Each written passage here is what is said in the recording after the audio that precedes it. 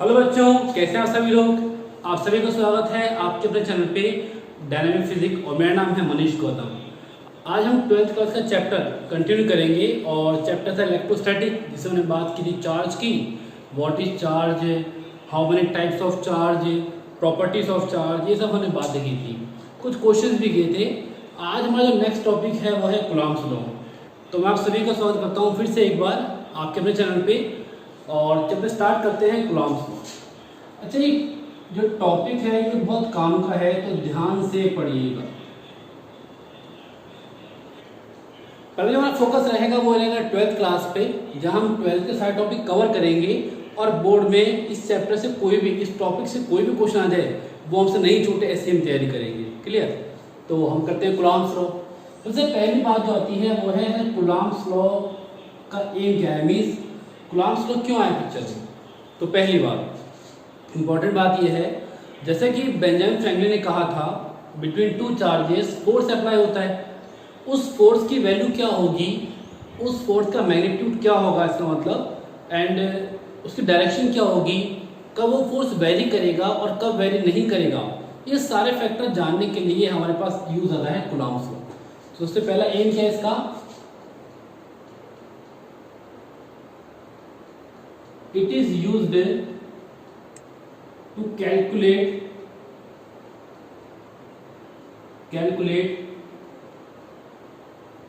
magnitude and find direction of force between charges. Clear. सबसे पहला एक है इसका कि इसे हम कैलकुलेट करते हैं value of force, means magnitude of force, वो कब वेरी करेगा ये हम फाइंड कर सकते हैं, and next direction of force. अब सब कूलॉम्स लॉ क्या उसकी बात करते हैं। सबसे पहला क्वेश्चन आता है what is Coulomb's law.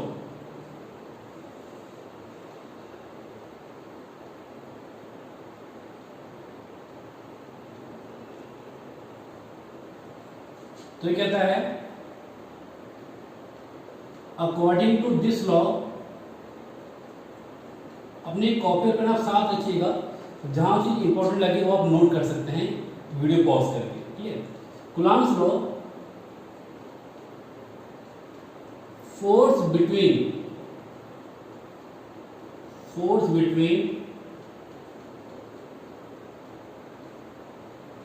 Two charges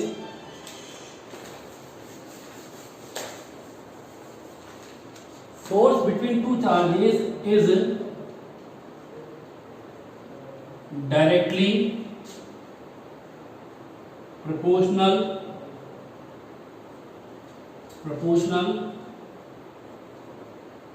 to product of charges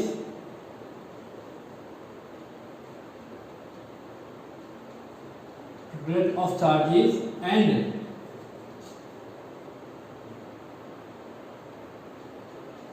inversely proportional to square of distance between them,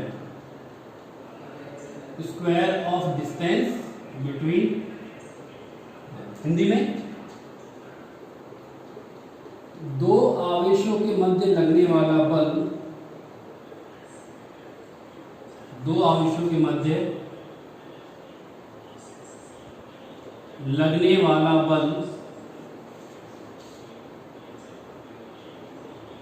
आवेशों के गुणनफल के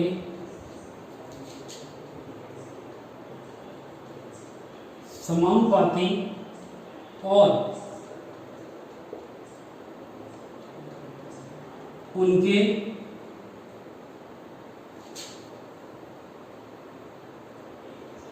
मध्य की दूरी के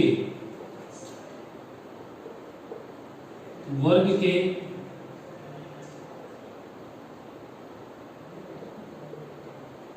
व्युत्क्रमानुपाती होता है।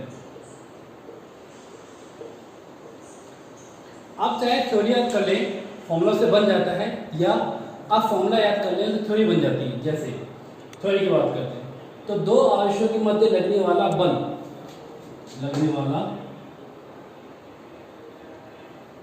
दो आवेशों के मध्य लगने वाला बल आवेशों के गुणनफल के समानुपाती और उनके मध्य की दूरी के वर्ग के व्युत्क्रमानुपाती होता है। तो क्या लिखेंगे sir, F proportional to Q1 Q2 and दूरी के वर्ग के so square of R। Means मेरे पास दो चार्जेस हैं सर, एक तो है चार्ज Q1 और एक है चार्ज Q2। इसे हम कहते हैं पॉइंट A, इसे हम कहते हैं point B and the distance between A and B is R। So force between two charges is directly proportional to product of charges and inversely proportional to the square of distance between them. Board में question आता है तो इस तरह लिखेंगे और describe इस तरह करेंगे। अब आगे की बात करते हैं, इसे साइन को रिमूव करते हैं, यहाँ से हटाते हैं तो एक आता है कांस्टेंट। तो F equal to k Q1 Q2 by R square. This is the scalar form of force. Scalar मतलब अदिश रूप। वेक्टर की बात करते हैं तो F vector equal to k Q1 Q2 और R स्क्वायर।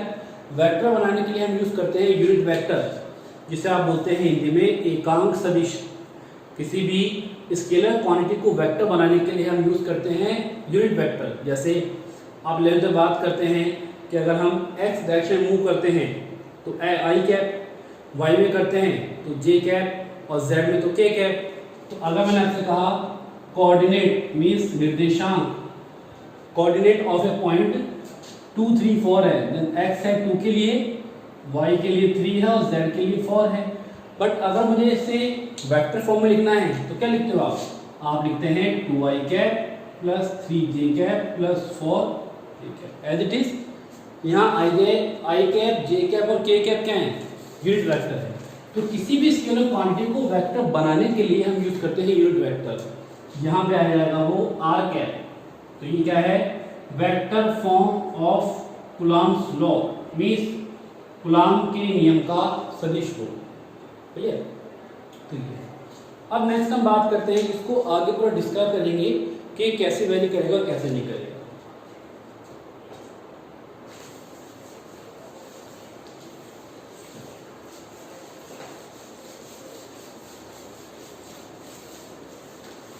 अच्छा, यहां से स्टार्ट होते हैं हमारे न्यूमेरिकल पार्ट, इंपॉर्टेंट, जिसके ऊपर क्वेश्चन बनते हैं बहुत से, और नीट के ऊपर इसके बहुत आसान क्वेश्चन आते हैं जो हम एक अलग सेक्शन में करेंगे। बट अभी हमारा फोकस रहेगा 12th पे। मींस 12th में हमें फिजिक्स में चाहिए 100/100 और हम ला सकते हैं, कोई बड़ी बात नहीं है। जो लाते हैं वो भी इंसान है, हम भी इंसान है, तो हम लेके आ सकते हैं।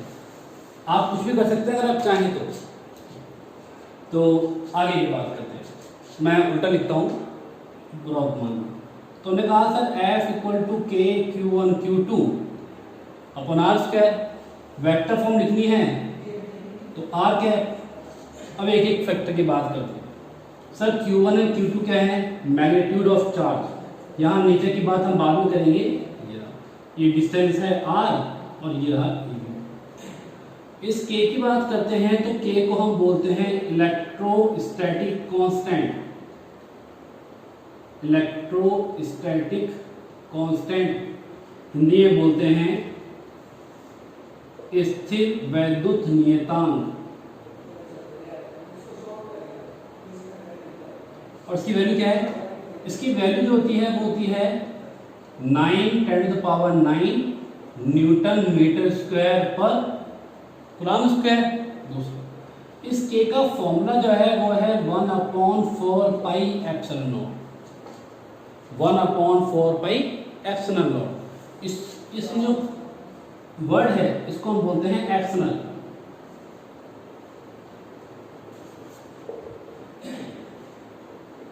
इसको हम बोलते हैं एप्सिलॉन। बोलने की बात होती है, इसका जो एक्चुअल नाम है वो है permittivity of vacuum. Permittivity of vacuum बोले तो निर्वात की विद्युतशीलता। निर्वात की विद्युतशीलता।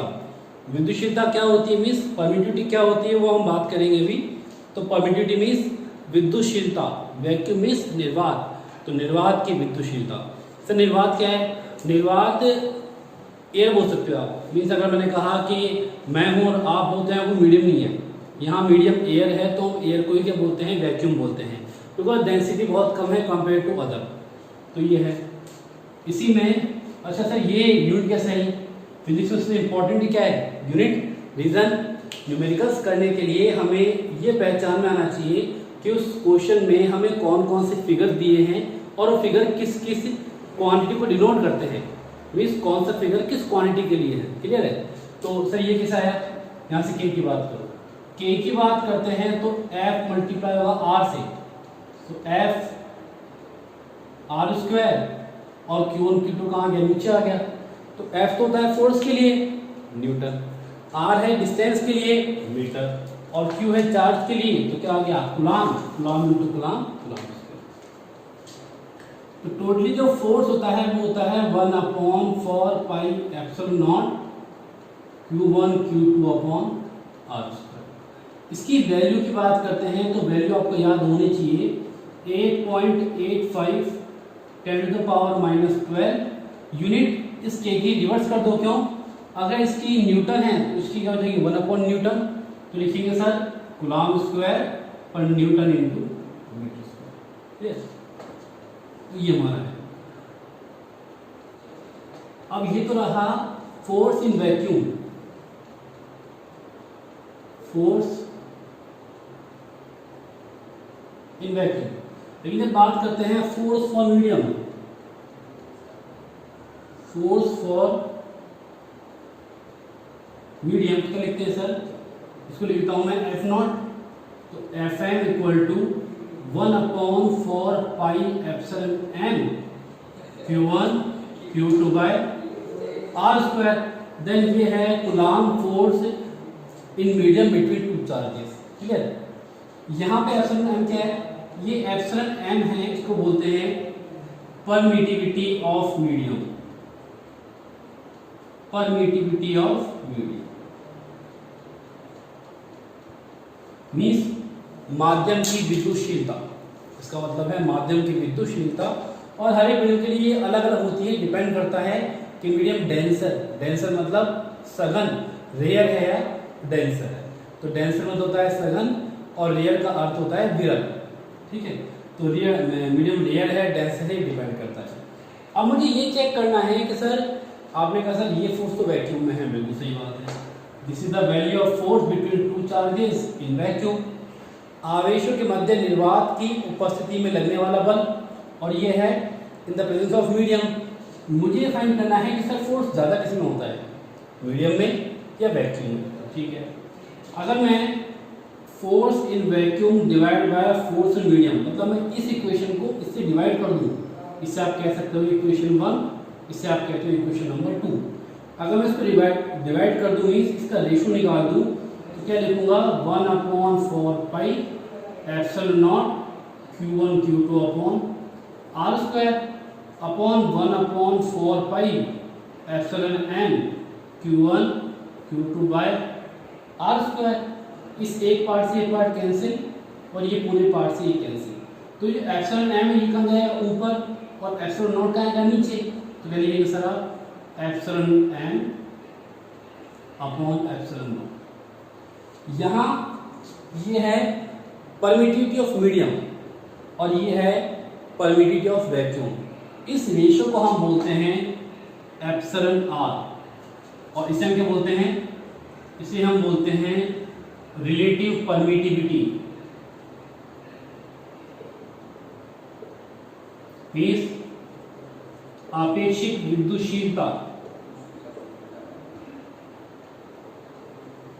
आपेक्षिक विद्युतशीलता। क्लियर? आपेक्षिक विद्युतशीलता नोट कीजिए, फिर आगे बात करते हैं। जैसे कि मैंने कहा force in vacuum upon force on medium equal to आया था permittivity of medium, permittivity of vacuum equal to आया था एप्सिलॉन आर, जिसे हमने कहा था रिलेटिव परमिटिविटी मतलब निर्वात की विद्युतशीलता। इस बेसिस पे बात करते हैं, इन दोनों को अगर हम लेते हैं तो sir epsilon R equal to epsilon naught upon epsilon N. यहाँ से अगर एफ नॉट निकालूंगा मैं तो क्या लिखूंगा sir F M multiply epsilon R. Clear? या F M equal to means force in medium equal to force in vacuum divide by relative permittivity. तो इस इक्वेशन से हम क्या निकाल सकते हैं that sir vacuum on force is greater force in medium, means माध्यम की तुलना में निर्वात में बल ज़्यादा होगा। अब परमिटिविटी या कुछ भी हो, मैक्सिमम फोर्स कहाँ होगा? वैक्यूम मतलब निर्वात में। क्या लिखेंगे सर? कुछ फैक्ट लिखिए काम के, important fact.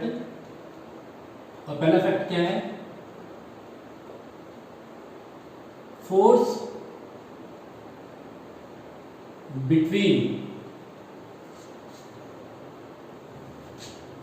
Between two charges is maximum in presence of vacuum। Clear? निर्वात में दो आवेशों के मध्य बल का मान अधिकतम होता है। जो लोग हिंदी में लिखते हैं वो लिख लीजिए, बोल रहा हूं मैं, साथ में लिखने का सिस्टम नहीं बैठ पाएगा। तो क्या बोलेंगे? दो आवेशों के मध्य निर्वात में बल का मान अधिकतम होता है। उसके बाद सेकेंड फैक्ट क्या लिखेंगे? Force between two charges reduce by a factor जिसे हम बोलते हैं एप्सिलॉन आर। अच्छा याद रखिएगा epsilon R relative permittivity. Chapter 4 जब हम बात करेंगे कैपेसिटर की, मीन्स संधारित्र की, कैपेसिटर की, तो इसे बोलेंगे dielectric constant.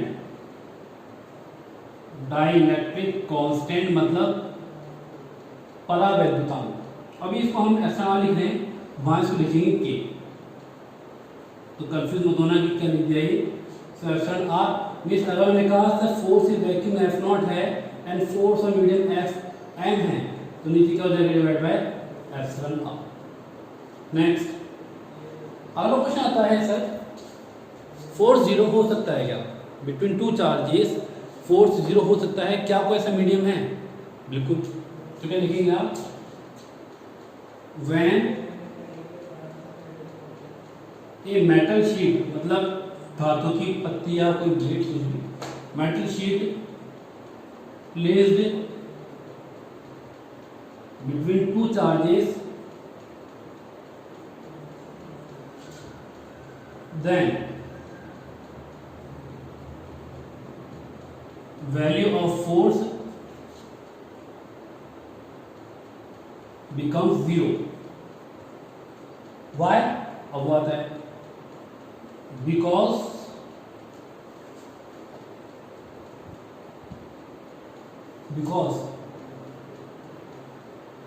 relative permittivity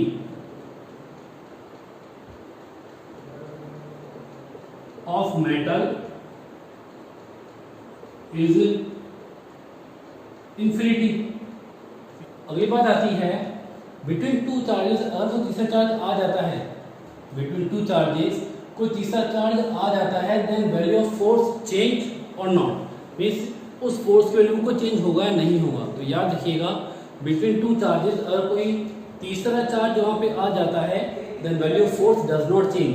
reason जैसा कि कूलॉम कहता है F equal to k Q1 Q2 by are square. Means अगर मैंने कहा कि ये चार्ज Q1 है और ये चार्ज Q2 है और यहाँ के इनके आसपास कोई थर्ड चार्ज है Q3 और फोर्स यहाँ पे है F, तो Q3 के आने के बाद भी फोर्स क्या रहेगा? F ही रहेगा। तो क्या लिखेंगे आप? Force value of force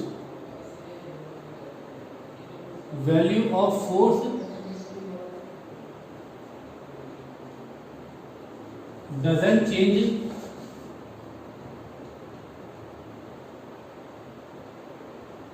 due to presence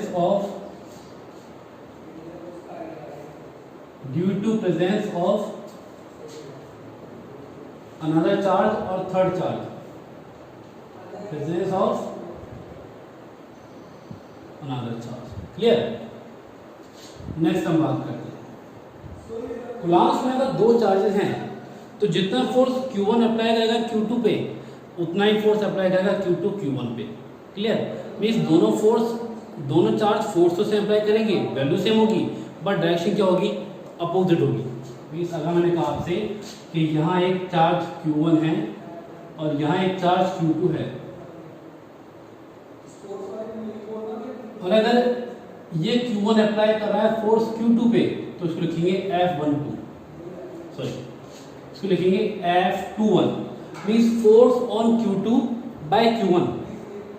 इस फैक्टर में जिस पर फोर्स अप्लाई होता है वो वर्ड पहले आता है, मीन्स अप्लाई ऑन 2 बाय 1। ऐसे force on Q1 bye Q2 क्या आ जाएगा, F1। तो ये दोनों फोर्स सेम तो होंगे, अगर एक फोर्स कम हो गया तो वहां से सेम क्यों होंगी।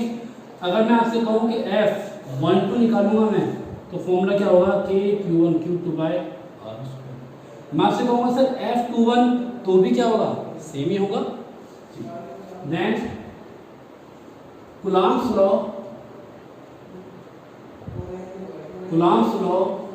Follow Newton's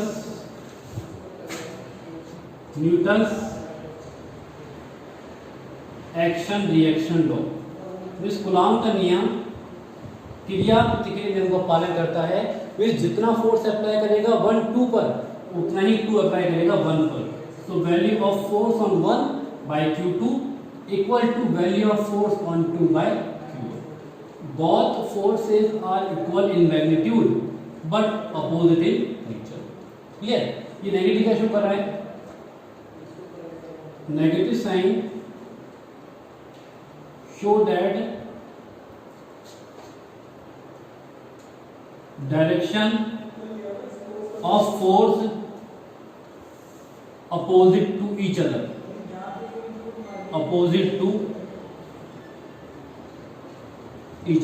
clear? और नेक्स्ट बात, जैसे कि मैंने से कहा था नेचर ऑफ फोर्स की हम बात करते हैं कूलम्ब्स लॉ में। अगर मुझे दो चार्ज नहीं दिए गए, मीन्स मुझसे ये नहीं कहा कि Q1 पॉजिटिव है, जैसे अगर मैंने कहा मान लो दोनों पॉजिटिव हैं, मीन्स सर ये तो है Q1 और ये Q2। अगर दोनों पॉजिटिव है देन नेचर ऑफ फोर्स की बात करते हैं तो ये फोर्स का नेचर क्या होगा, रिपल्सिव। अगर दोनों नेगेटिव है तो भी क्या होगा, रिपल्सिव। लेकिन अगर दोनों अपोजिट हैं तो क्या होंगे, अट्रैक्टिव, मतलब आकर्षण बल। अगर आवेशों की प्रकृति समान है, मीन्स दोनों ही पॉजिटिव हैं, तो कौन सा बल लगेगा दो आवेशों के मध्य, आकर्षण बल, सॉरी प्रतिकर्षण बल। अगर दोनों आवेशों की प्रकृति अलग अलग है, एक नेगेटिव एक पॉजिटिव है, तो दोनों आवेशों के मध्य एक आकर्षण बल लगेगा। अच्छा, डायरेक्शन बहुत चेंज होगी, याद रखना। अगर मैंने आपसे कहा कि सर ये Q1 है और ये Q2 है और दोनों सेम नेचर के हैं, मीन्स मान लो दोनों पॉजिटिव है या मान लो दोनों नेगेटिव है, अगर Q1 फोर्स अप्लाई करेगा Q2 पे, मीन्स धक्का देगा, रिपल्सिव नेचर है, तो फोर्स डायरेक्शन कहाँ होगी, outward. Then Q1 apply force on Q2, the direction of force is outward, इसको लिखूंगा मैं F21। लेकिन अगर Q2 अप्लाई करेगा फोर्स ऑन Q1, ये भी धक्का देगा इसको, तो वैल्यू फोर्स क्या हो जाएगी, F। Clear? This is the direction of force. तो अब से ये नीचे पता लगा रहे हो कि सर जो फोर्स का नेचर है वो क्या है, रिपल्सिव नेचर है। क्लियर है? फिर बात समझ में आ रही है? आपको जहां भी डाउट हो आप कमेंट सेक्शन में लिख सकते हैं मुझे, मैं आपका हर डाउट सॉल्व करूंगा, प्रॉमिस। एंड हमें फिजिक्स पढ़नी है, सीखनी है और उस पर फोकस करना है। चलिए, ये रहा, दोनों नेगेटिव हो तो भी क्या होगा, यही होगा। लेकिन अगर ये कंडीशन हो, वी सर कहते हैं कि सर Q1 तो है पॉजिटिव और जो Q2 है वो नेगेटिव, अब यहाँ अट्रैक्शन होगा। तो ठीक है सर, ये डिस्टेंस R है, now Q1 apply force on Q2। अब अगर Q1 फोर्स अप्लाई करता है Q2 पर तो क्या नेचर होगा, अट्रैक्शन, उसको मतलब खींचेगा, तो फोर्स कहाँ जाएगा, बात वही है अभी, force on Q2 bye Q1। अब इस पे आओ, Q2 apply force on Q1 of equal magnitude, मतलब Q2 भी फोर्स अप्लाई करेगा Q1 पर समान परिमाण का, लेकिन इसकी वैल्यू कौन होगी? तो फोर्स का नेचर चाहे रिपल्सिव हो चाहे अट्रैक्शन हो, नेचर ऑफ फोर्स चाहे रिपल्सिव मीन्स प्रतिकर्षण हो या अट्रैक्टिव आकर्षण का नेचर हो, आकर्षण बल की प्रकृति हो, दोनों ही कंडीशन में फोर्स डायरेक्शन क्या होगी? अपोजिट। क्लियर? चार्जेस का मास भी होता है, जैसे हम बात करते हैं पार्टिकल्स की, तो हमने बात की थी mass of electron 9.1 10⁻31 kilogram, mass of proton 1.67 10⁻27 kilogram and mass of neutron approximate equal to mass of proton. Means यहाँ ग्रेविटेशन फोर्स भी अप्लाई होगा due to mass of particle. तो अगर मैं ग्रेविटेशन और इलेक्ट्रिक फोर्स के रेशियो फाइंड करूँ, मीन्स अगर मैंने आपसे कहा इलेक्ट्रिक फोर्स तो है Fe और ग्रेविटेशन फोर्स है Fg, तो अगर मैं बात करूँ फॉर इलेक्ट्रॉन, मतलब यहाँ दो इलेक्ट्रॉन्स है, तो फोर्स की बात करें तो पहली कंडीशन में ग्रेविटेशन फोर्स है और दूसरी कंडीशन में इलेक्ट्रिक फोर्स है, तो सर उसका रेशियो क्या होगा? मीन्स उसका ऑर्डर क्या होगा? मीन्स कौन सा बल स्ट्रॉन्गर होगा और कौन सा फोर्स वीक होगा? ठीक है सर, Fe/Fg में जो वैल्यू आती है वो आता है 10⁻40। क्लियर? अगर बात करते हैं फॉर प्रोटॉन,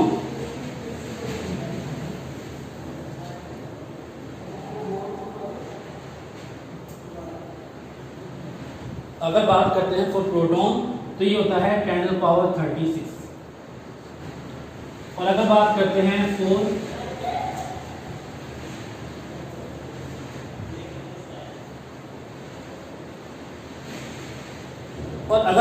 हैं फॉर प्रोटॉन इलेक्ट्रॉन तो लेते हैं 10⁻39। इस से क्या कंक्लूजन निकाल सकते हैं? मैं आपसे कहता हूँ सर इलेक्ट्रिक फोर्स इसकी बात करें तो 10⁻43 मल्टीप्लाई Fg, मीन्स मतलब विद्युत बल गुरुत्वाकर्षण बल का 10⁻43 गुना है। Electric force is 10⁻43 multiple of gravitation force. तो इससे हम निकाल सकते हैं कि कौन सा फोर्स स्ट्रॉन्गर है और कौन सा वीकर है। अब फोर्स की बात करते हैं तो फोर्स बहुत सारे होते हैं, इलेक्ट्रिक फोर्स भी होता है, ग्रेविटेशन फोर्स भी होता है, न्यूक्लियर फोर्स भी होता है, बट कौन सा किस रेंज तक लगता है ये पता होना चाहिए कि कब तो काम करेगा ग्रेविटेशन, कब काम करेगा इलेक्ट्रिक और कब काम करेगा न्यूक्लियर। क्लियर? तो अगर बात करते हैं ग्रेविटेशन फोर्स की, तो हर एक फोर्स की रेंज होती है, मीन्स एक डिस्टेंस होती है जहाँ तो वो काम करता है। इससे बात करते हैं ग्रेविटेशन की, ग्रेविटेशन हर जगह लगता है। मीन्स अगर मैं कहूँ कि मैं और मेरे सामने कैमरा है तो फोर्स लग रहा है, अगर मैं कहूँ कि मेरे सामने कोई टेबल है जो 200 मीटर दूर है तो भी फोर्स लग रहा है, कौन सा? ग्रेविटेशन। लेकिन इसकी इंटेंसिटी मीन्स इसकी जो पावर है वो बहुत कम है। न्यूक्लियर की इंटेंसिटी बहुत ज़्यादा होती है लेकिन उसकी रेंज कम होती है। मीन्स अगर हम बात करें एटम की तो मैं कहा सर ठीक है ये तो है एटम, इसका जो ऑर्डर ऑफ रेडियस है वो है 10⁻⁻10 मीटर। बात करते हैं न्यूक्लियस की तो इसका जो ऑर्डर है रेडियस का, इसका जो ऑर्डर है रेडियस का वो होता है 10⁻⁻15 मीटर। अभी जो आरबीएससी बुक है प्रेजेंट में उसमें 10⁻⁻14 मीटर है, दोनों सेम है, कोई दिक्कत नहीं। तो अगर इस ऑर्डर में बिटवीन टू चार्जेस अगर ये रेंज है तो काम करता है हमारा न्यूक्लियर फोर्स।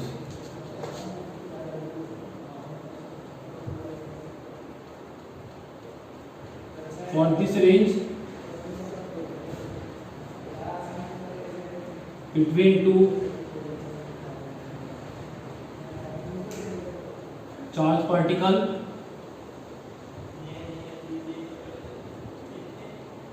Nuclear force. अब अगर बात करते हैं सर कि इलेक्ट्रिक फोर्स कब काम करेगा, तो अगर डिस्टेंस इससे ज़्यादा है, मीन्स अगर डिस्टेंस r जो है वो 10⁻15 मीटर से ज़्यादा है या इसकी अप्रोक्सीमेट भी है, इक्वल भी है, तो काम करेगा इलेक्ट्रिक फोर्स। और बात करते हैं ग्रेविटेशन की तो ये काफ़ी डिस्टेंस के लिए काम करता है, उसकी रेंज अकॉर्डिंग टू हम बात करेंगे चैप्टर 6 में। अब जैसे कि मैंने कहा नेचर ऑफ फोर्स इंपॉर्टेंट आता है कि सर मान लेते हैं सर 2 चार्ज दिए हैं, वेरी गुड है, हम बात कर रहे हैं फैक्ट की। सर 2 चार्ज दिए हैं और मुझे पता है कि चार्ज पॉजिटिव है नेगेटिव है, तो मैं बता सकता हूँ कि उस फोर्स का नेचर क्या होगा। वो फोर्स अट्रैक्टिव होगा, रिपल्सिव। लेकिन अगर हमें नेचर ऑफ चार्ज नहीं दिया हो तो हम क्या करेंगे, उस कंडीशन में हम बात करते हैं फोर्स की, value of force. If value of force is negative then nature of force is attractive या attraction, nature of force is attraction. और अगर वैल्यू ऑफ फोर्स पॉजिटिव है then nature of force is repulsive, तो force का nature क्या होगा, clear. आगे हम नेक्स्ट बात करेंगे